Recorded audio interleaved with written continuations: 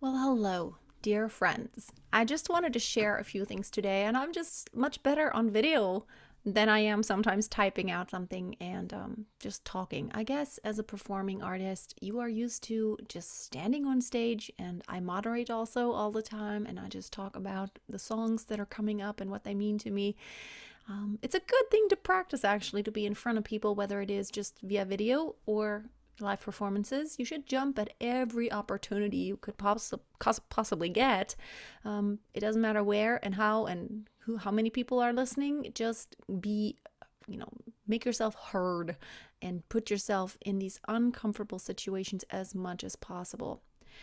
Here's a few things that made me uncomfortable over the years, but that stretched me and that helped me grow so much. I would not be the performer and the singer I am today. I would not even be the person I am today if I hadn't been in all these uncomfortable situations.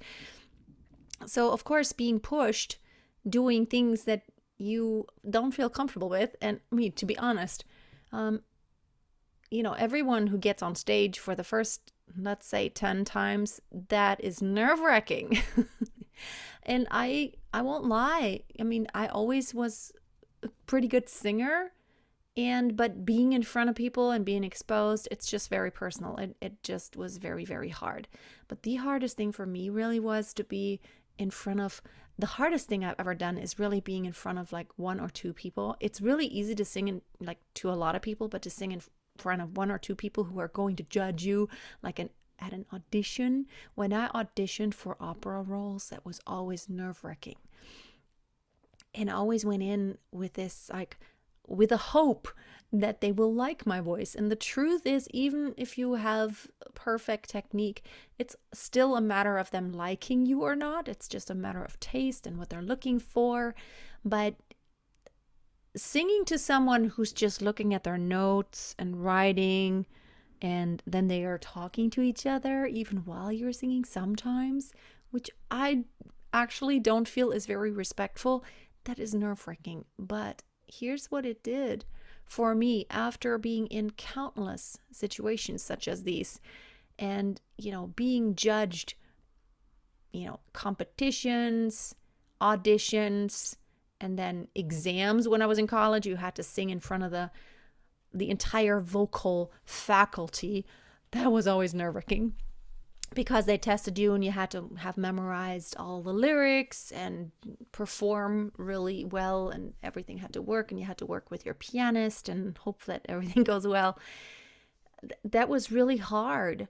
But here's where I am today because of all those situations. Now, when I go in and something is on the line, I don't even feel like I don't come in trying to prove anything. I'm coming in there and I'm like, I don't have to prove anything to anyone. I know not everyone's gonna love it, and this is just the nature of it. Even not everyone loves Celine Dion.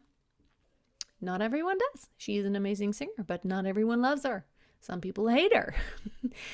Not her as a person, but her as a singer. And the truth is, it's just very subjective. And so now my attitude has completely changed. But that is only because I was always pushed in these situations.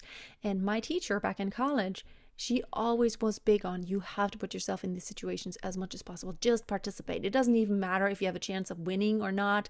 You just go and do it. Just do it. No questions asked. You go make these recordings and submit them because it will be a learning experience. And there are like my teacher, she pushed me back then. She pushed me so much because like we would have to perform in studio class, but I back then I was always one of the volunteers. I would always volunteer if there was like who wants to go first? I'm like I want to go first because you know what? I wanted to get it over with. And also I knew I was going to learn something, and I knew that the more I put myself in these situations, the more I would grow. And that did happen. Um, the hardest thing for me in college was actually I was always a good singer, so standing there and singing, that was probably the easiest part for me. Well, not for all pieces. Some were really hard, and I was a little bit nervous to have to perform them in front of people when I'm still working on the piece. And but like the acting part, that was always so hard, just trying to be that person. I always was very conscious, like self-conscious, and I always felt like I was awkward. What am I going to do with my arms? But that was back then. Now, when I perform, it's because I put myself in the situation over and over and over again that now I'm so natural, and I have learned to not think about it and not to watch myself from the outside and not to worry about what anyone's thinking. But it's only because there's nothing that can replace the actual experience. You can do like meditation and affirmation to not be nervous anymore, but you will still continue to be nervous because your body, your brain doesn't have the experience that tells you, well, nothing bad ever happened. In fact, only good things happened when I, performed in front of people, and then afterwards everyone came and said it was wonderful. For me, I've had so many experiences of people coming and telling me it was awesome that now I totally believe it. No one can no one can convince me otherwise. It doesn't matter, it doesn't mean you're like totally full of yourself. It just means that that is the level of confidence you need in order to be not uncomfortable in front of people. But even when it comes to being taught, my teacher, I mean, she would whip out some pieces and play them to me like a recording. It's like, you should sing this piece. And I remember when my first voice teacher took out, like he put on Rejoice Greatly from the Messiah, Handel. And I was blown away. I was like, you want me to sing that? Do you know I'm a first year student? Do you know I don't have any experience singing coloraturas like that? How the heck am I supposed to sing this? And I thought, there's no way I can do that at this point. I just don't know how. And you know what? He pushed me. He knew how far he could push me. And you know what? Within a few weeks, I just did it. And it actually sounded darn good. I mean, in comparison to what I thought it would be, it was so much better. But it's only because I pushed myself and he pushed me. And I had people expecting big things from me. And they also believed in me. That's really important. You need someone who believes in you. You need someone who knows how far you can go, to where you will be pushed and stretched, but not to the point of failing so much that you will give up or that you will hurt your voice. And that's why it is so important to have some people around you who know something about singing. My teacher knew about singing. My opera coach knew about singing. She was the most amazing singer, opera performer, and acting coach. She was amazing. And God bless her heart, she passed away a few years ago. That is the saddest thing. Marcime Bazel. I learned so much from that woman. She was amazing. And I'm very, very sad that she passed away. But she had a way of pushing, but supporting and inspiring at the same time. And you need people like that. You will literally be stuck if you don't have people around you who know something about singing and who know how to push you to the point to where you get uncomfortable, but it is doable. They have this vision of your voice, knowing that this is where you can go. This is ultimately where you can go. You're going to go there. You might think, what the heck? I can't. And they're going to prove you, no. I'm going to help you. I'm going to hold your hand. I'm going to show you the steps. We're going to go through it, but you're going to get there. That's how you achieve great things, by working with someone who has gone before you, who has already done these things, who knows the process, who has already gone through the difficult stuff, who has already gone through the uncomfortable stuff, who has experienced all the highs and lows, and who knows how you feel. And that's why it is so important to have a great coach, not just someone who knows about vocal technique, but someone you trust, someone you can connect with, someone who you know has a personal interest in seeing you succeed, and just someone you like. The truth is, a vocal coach is it's very personal what you do with your voice. And you basically, figuratively speaking, you have to like strip down naked in front of that person. It's very, very, you have to make yourself vulnerable, and there will be critique about your voice. But if it is in a way that also builds you up at the same time, then it will help you grow. This always happened to me. My teacher was very critical and strict. Sometimes I didn't know, what in the world does she want me to do now? Like, it's still not good enough. But she pushed me. They all pushed me. My coach, my opera coach, my voice teacher, my in German we say Korrepetitor. It's how do you say that?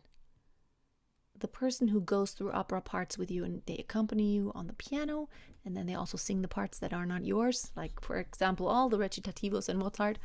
They all had a different angle, but they all pushed me. But they all kind of they knew me.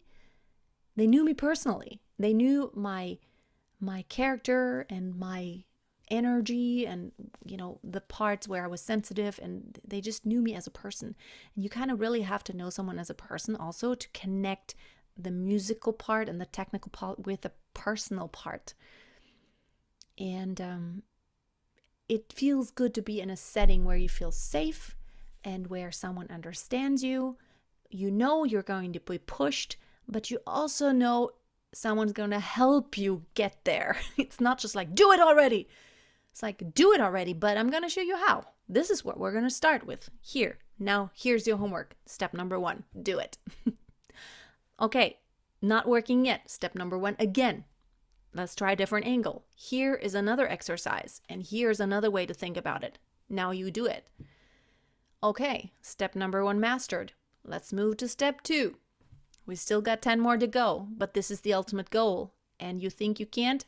I'm telling you, I want you to do it, and I'm going to help you get there. We are going to master this together. I'm going to show you how, because I went through that process before. And I've gone through all of the difficult stuff.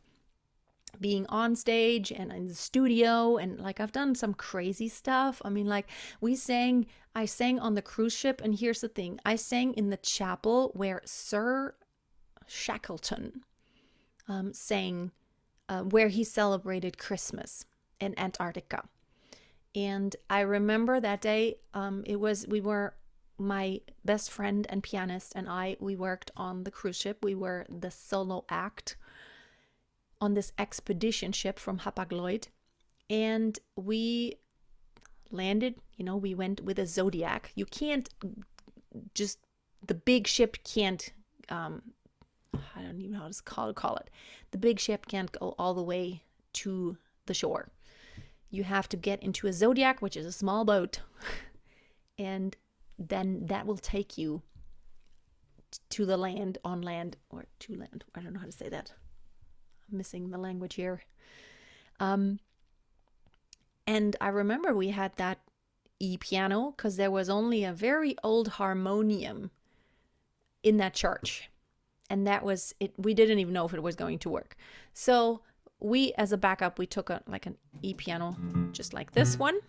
We took an electric piano, and the ship, crazy, 5-star ship, but they don't have a case for it. So we just wrapped it up in trash bags so that the salt water wouldn't get on it as we transported it on the Zodiac onto land. And we had to use rubber boots and step into the water halfway, to get on there, to get off the boat on the shore. And then we carried it up there, and they ended up not having a generator, so there was no power. So we ended up having to use that old harmonium, which for 100 years has been in Antarctic weather by the sea. You can imagine what that would sound like. But you know what? We made it work. I don't even remember. What did we do? I think we did the Ave Maria, one of the Ave Marias. I think the Bach Gounod Ave Maria, and then one other piece with a congregation, but we did as a solo the Ave Maria.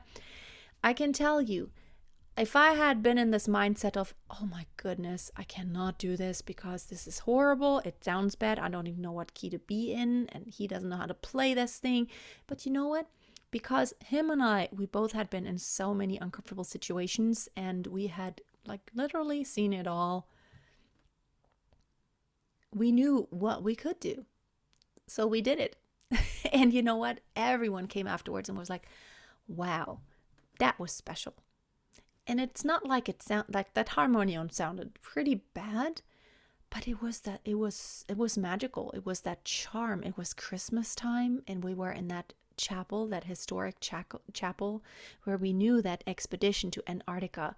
Those people were there who explored that, and it was very special. And if I had not experienced all those things that stretched me, I would have never done that.